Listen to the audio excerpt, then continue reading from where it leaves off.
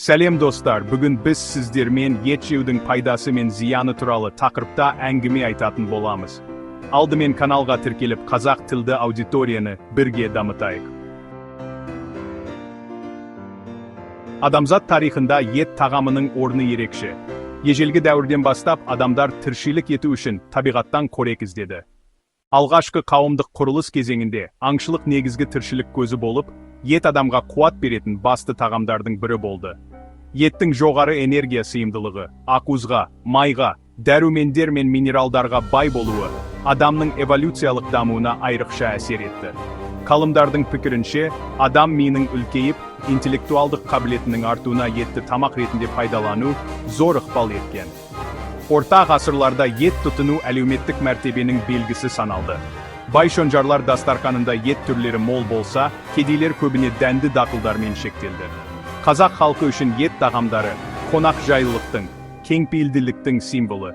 Қой еті, жылқы еті сияқты тағамдар мерекелік дастарханның ажырамас бөлігі болды. Ет адамзаттың рационында ең құнды тағамдардың бірі болып саналады. Оның ерекше құндылығы химиялық құрамына байланысты. Еттің құрамында жоғары сапалы ақуыздар, толыққанды майлар, минералды заттар мен дәрумендер мол кездеседі. Ет ақуыздары адам ағзасына қажет барлық алмастырылмайтын амин қышқылдарын қамтиды. Оның құрамында фосфор, темір, мырыш, калий, натрий, магний сияқты элементтер мол кездеседі. Әсіресе, В12 дәрумені тек жануар текті өнімдерде ғана кездеседі. Сондықтан, ол адамның жүйке жүйесінің дұрыс қызметі мен қан түзілу процесі үшін маңызды. Еттің басты құндылығы оның ақуызында. Ақуыз ағзаның құрылыс материалы болып саналады. Балалар мен жасөспірімдер үшін ет ақуыздары өсудің негізгі факторы болып табылады. Спортпен шұғылданатын адамдар үшін де ет ақуызы бұлшық еттің қалпына келуін жылдамдатады. Еттегі гемді темірдің сіңімділігі 20-30 пайызға дейін жетеді. Бұл анемияның алдын алу үшін етті тағамдардың маңызын арттырады. Мырыш иммундық жүйенің жұмысын күшейтеді, жаралардың жазылуын жеделдетеді және жыныстық денсаулыққа әсер етеді. Қаныққан майлардың артық мөлшерде түсуі қандағы жаман холестериннің деңгейін арттырады. Бұл өз кезегінде атеросклероздың дамуына әкеледі. Дүниежүзілік денсаулық сақтау ұйымы қызыл етті шамадан тыс пайдалану тоқ ішек қатерлі ісігінің даму қаупін арттыратынын мәлімдеген. Ақуыз алмасуы кезінде ағзада азотты қалдықтар түзіледі. Егер етті артық мөлшерде жеу әдетке айналса, бүйрек қызметі әлсіреп, созылмалы бүйрек жетіспеушілігі қаупі артады.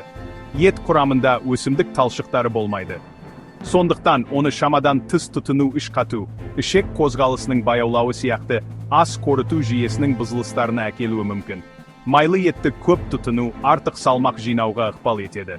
Семіздік қазіргі заманның ең үлкен проблемаларының бірі болып саналады. Дүниежүзілік денсаулық сақтау ұйымының мәліметтеріне сәйкес, ересек адамға аптасына шамамен 300-500 грамм қызыл ет жеткілікті деп есептеледі.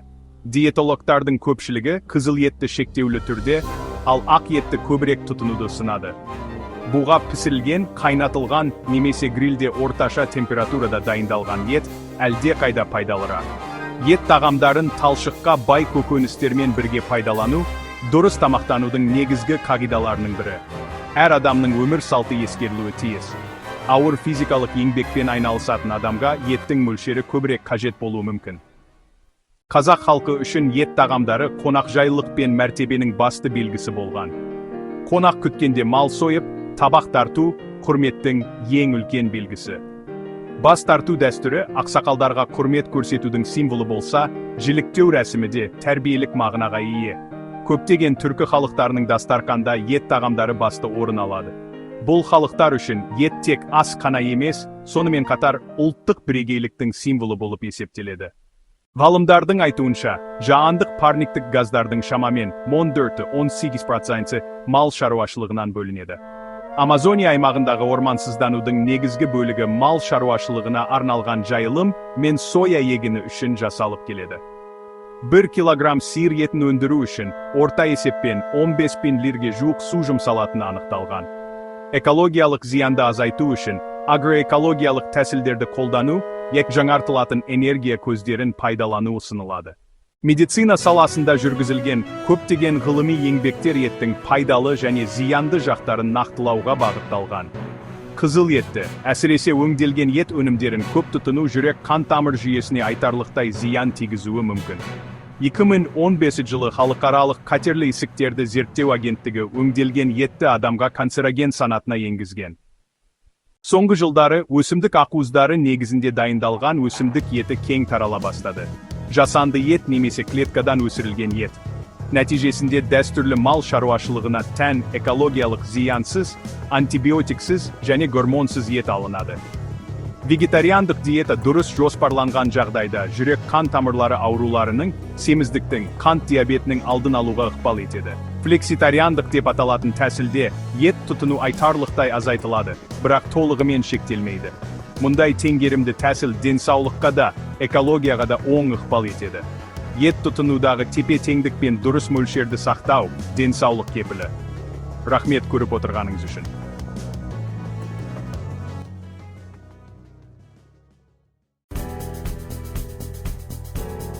Экологиялық және әлеуметтік аспектілер. Еттің балама көздері климаттық өзгерістерге қарсы күресте маңызды рөл атқарады. Өсімдік негізіндегі өнімдер мен жасанды ет өндірісі парниктік газдардың бөлінуін азайтып, жер және су ресурстарын үнемдеуге мүмкіндік береді. Сонымен қатар, азық-түлік қауіпсіздігін қамтамасыз ету үшін балама көздерді дамыту аса өзекті. Себебі, әлем халқы жыл сайын артып келеді. Еттің балама көздері мен вегетариандық жүйелер бүгінгі таңда адамзат алдында тұрған денсаулық, экология және этика мәселелерін шешуде үлкен маңызға ие. Дұрыс жоспарланған жағдайда, өсімдік негізіндегі диета толыққанды қоректенуді қамтамасыз ете алады.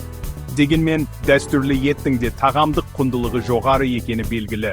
Сондықтан, әрбір адам өз таңдауы мен өмір салтына қарай тепе-теңдік табуы тиіс. Ет адамзат өркениетінің тағамдық мәдениетінде ғасырлар бойы маңызды орын алып келген өнім. Оның құрамындағы ақуыз, темір, баурики дәрумені секілді биологиялық тұрғыдан бағалы заттар ағза үшін аса қажет.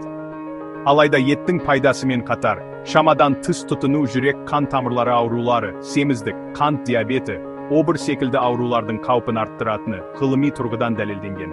Ең алдымен, адамның жас ерекшелігі, жынысы, денсаулық жағдайы мен өмір салтына байланысты ет тұтыну нормасы әртүрлі болуы қажет. Дүниежүзілік денсаулық сақтау ұйымы күніне орта есеппен 70-90 грамм ет жеуді ұсынады. Екіншіден, еттің түріне де көңіл бөлу қажет. Ақ ет тауық, күрке тауық, балық ағзаға жеңіл қорытылады және жүрекке түсетін салмақты азайтады. Үшіншіден, етті дайындау тәсілдері де денсаулыққа әсер етеді. Қуырылған немесе қатты ысталған еттің орнына қайнатылған, бұқтырылған, буға пісірілген түрін тұтыну әлде қайда пайдалы. Төртіншіден, заманауи әлемде ет өндірісі экологиялық дағдарыстарға да ықпал етуде.